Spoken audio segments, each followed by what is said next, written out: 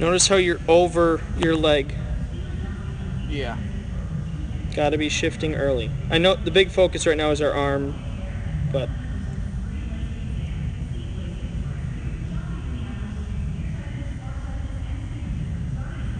so this is really where you're throwing the ball from, right here. If I zoom in here, notice how your left foot doesn't get on the ground until right there. I see your left knee moving until like right there.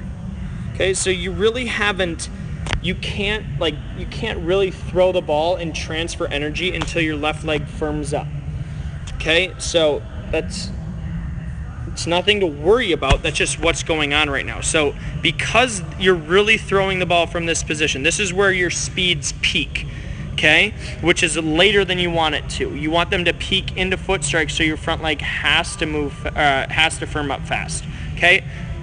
The focus right now is only your arm, so don't be worried about it, okay? But know that this is why this is happening, because I'm going to point this out, okay?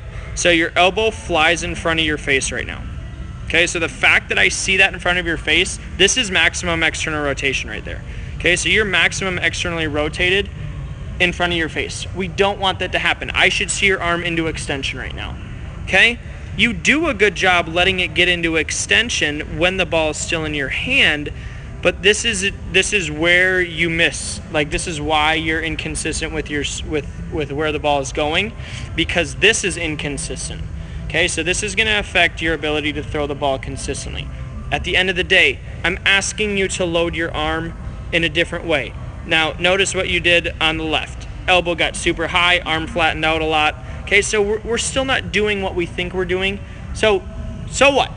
You know what you have to do. You got to practice it. If it takes all winter long, it takes all winter long. If it takes 2 years, it takes 2 years.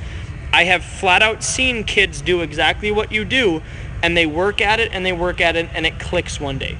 Okay, so I have a kid that goes to Washburn, does the same thing that you do. It literally took him almost 3 years, but now he doesn't do it, and it's so much better.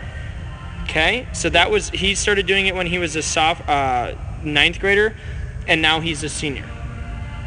Okay, and it took him till his junior year to get it. So don't be discouraged by this. This is information. You're doing it great. Okay. So we don't want to see the elbow in front of the face. That's at the end of the day. There are a lot of things that go into that. Okay.